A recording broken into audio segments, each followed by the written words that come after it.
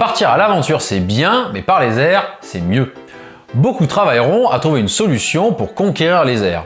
Et même Léonard de Vinci, aussi doué soit-il, n'aura malheureusement pas de solution à ce problème. Ceci dit, difficile de ne pas avoir un profond respect pour le génie qui dessinera ce qui deviendra l'hélicoptère et le parachute.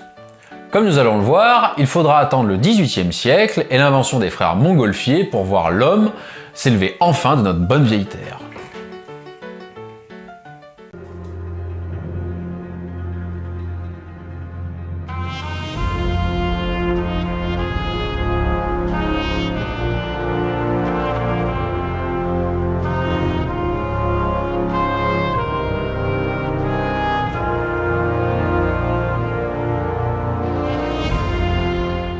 Qui sont les frères Montgolfier?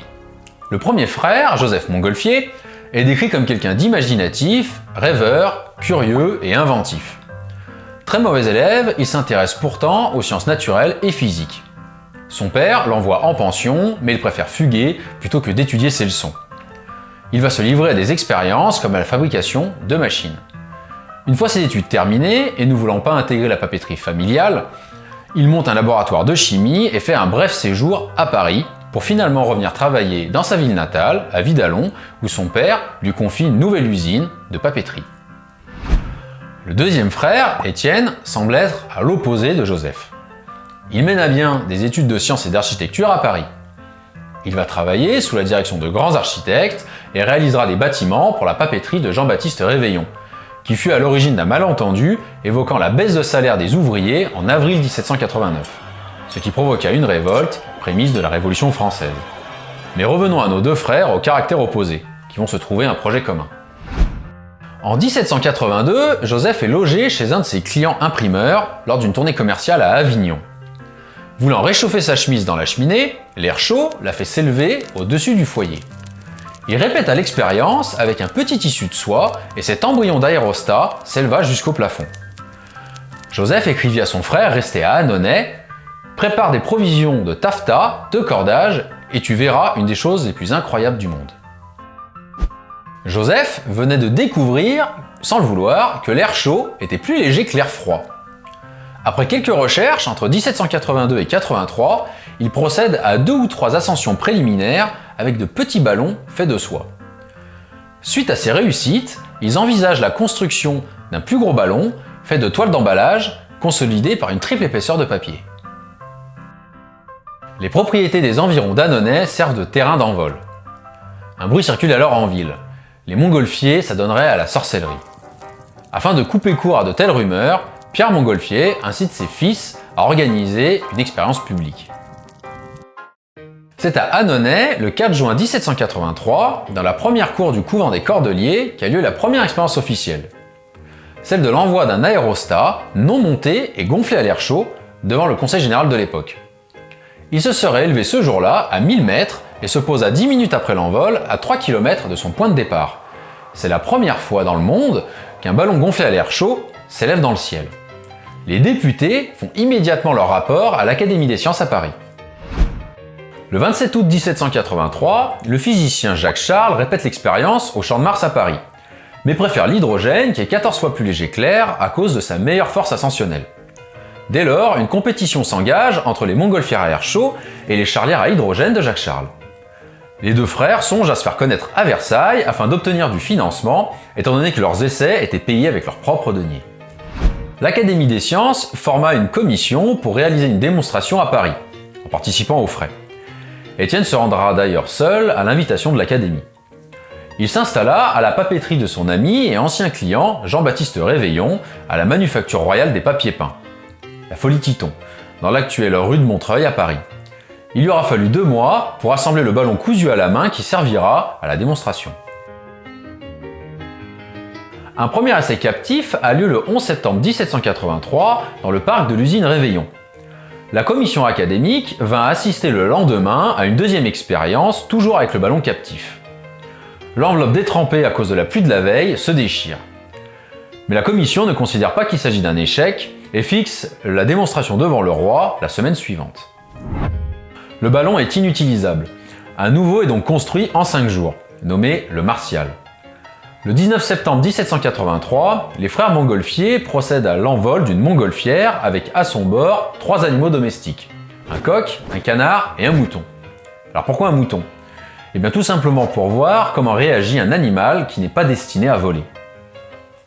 La famille royale ainsi que toute la cour est présente dans l'avant-cour du château de Versailles. Ces premiers passagers de l'espace s'élèvent à une altitude de 600 mètres, puis redescendent après avoir parcouru 3 km 500 durant 8 minutes de vol. Ils atterrissent dans le bois de Vaucresson, à proximité du château de Versailles, victimes d'une déchirure causée au décollage. À l'atterrissage, un scientifique des Lumières, Jean-François Pilâtre de Rosiers, est accouru. Les animaux sont vivants et bien portants. Le mouton, qui broutait calmement, finit ses jours à la ménagerie royale en guise de récompense. Le canard et le coq paraissent ne pas avoir souffert, mais selon certains témoins, ce dernier a le bec cassé, le mouton s'étant assis dessus lors de l'atterrissage. L'expérience est un succès. Il est donc possible d'emporter une charge importante et on peut survivre à un séjour en altitude. La prochaine étape sera le vol habité. Une démonstration royale est organisée. Étienne se met donc à dessiner un nouveau ballon d'une taille permettant d'emporter 2 personnes. Il faudra remplacer le panier fermé accroché par une corde. Il va donc penser à une plateforme circulaire encerclant le foyer.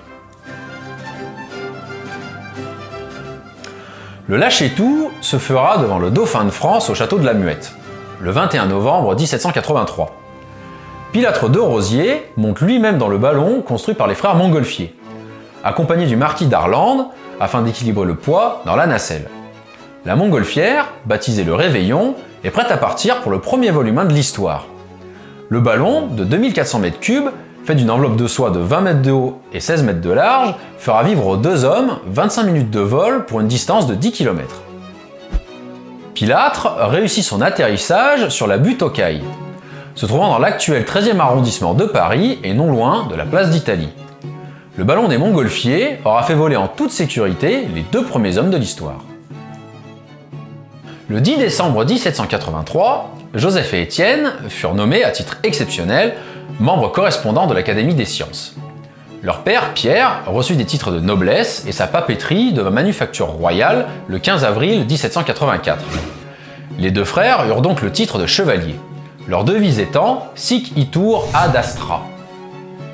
Ce qui veut dire « Nous irons jusqu'aux astres ». Ce qui, tu me l'accordes, reste quand même pas mal dans le ton. Le 19 janvier 1784, une immense montgolfière, surnommée le Flessel, en référence à Jacques de Flessel, intendant de Lyon, est parée au décollage. Pilotée par Pilâtre de Rosiers et embarquant 6 personnes, dont Joseph Montgolfier, pour qui ce sera le seul et l'unique vol. Le décollage est laborieux, mais se déroule tout de même convenablement. Au bout de 12 minutes de vol, le vent change et ramène le ballon à son point de décollage. C'est alors qu'une déchirure apparaît au sommet. Le ballon perd rapidement de l'altitude et atterrit brutalement à une centaine de mètres de son point de départ. Les voyageurs sont choqués, mais indemnes. Étienne continue à s'intéresser au ballon et fait construire une montgolfière par Réveillon à des fins scientifiques qui sera utilisée par Pilâtre de Rosiers le 23 juin 1784, où elle bat un record d'altitude sans pour autant être récupérée.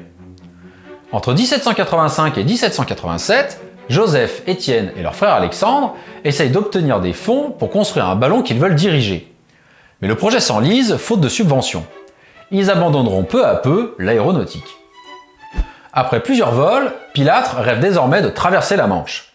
Il entreprend la construction d'une aéromontgolfière, une montgolfière cylindrique surmontée d'un ballon à hydrogène.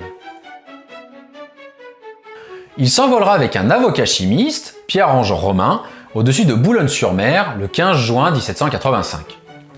Ramenés sur les côtes françaises, leur machine prend feu et tombe près du rivage à Wimereux. Les 2 aéronautes sont malheureusement tués. Ils sont les premières victimes de la conquête des airs. Étienne est nommé membre associé de l'Académie des sciences en juin 1796. Réformateurs, ils ne sont pas inquiétés durant la Révolution française. Les différents gouvernements qui se succèdent ne leur octroieront aucun moyen pour développer leur invention. Étienne meurt à Sarrières, en Ardèche, le 1er août 1799. Joseph s'installera à Paris. Il y reçoit la Légion d'honneur de Napoléon Bonaparte, qui le nomme administrateur du Conservatoire national des arts et métiers. puis sera reçu à l'Académie des sciences en 1807. Joseph meurt à Ballaruc-les-Bains, dans l'Hérault, lors d'une cure, le 26 juin 1810. C'est sur une touche plus joyeuse que nous souhaitons terminer cette émission. L'héritage des frères Montgolfier, légué à l'humanité, est empreint de poésie. Ces deux frères ont réussi là où tous ont échoué durant de nombreux siècles. Et leur exploit continue encore à nous faire rêver, comme si voler rapprochait l'homme du divin. Cette émission est maintenant terminée et nous espérons que l'histoire de ces deux frères ô combien célèbres vous a plu. N'hésitez pas à vous abonner, nous mettre un petit pouce bleu, à activer votre cloche pour être prévenu de notre prochaine émission ou encore à nous dire en commentaire ce que vous en avez pensé. A très bientôt pour une nouvelle émission et soyez attentifs car le hasard peut parfois écrire l'histoire.